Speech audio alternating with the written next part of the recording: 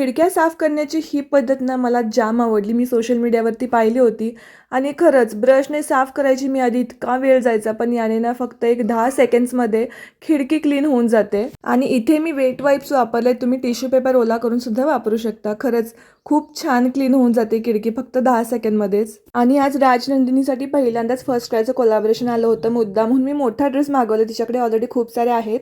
हा नंतर यूज करता येईल म्हणून मोठी साईज मागवली आहे मी. हे दीप अमावस्या दिवशीचं शूट आहे. आज खूप सकाळी माझी घाईगडबड झाली. एक एडिट करायचं होतं, एक शूट करायचं होतं व्हिडिओ, आणि पुन्हा एक व्हिडिओ आला होता ज्याच्यामध्ये थोडे चेंजेस करायचे होते. ते मला आज करणं गरजेचं होतं. ते करून मग पटकन दिव्यांची पूजा, घरातली देवांची पूजा करून घेतली आणि मग राजनंदिनीचं सुद्धा औक्षण करून घेतलं. त्या काही रेडीमेड रांगोळी मला रिसीव्ह झालेल्या आहेत, त्या नेक्स्ट व्लॉगमध्ये तुम्हाला मी दाखवते.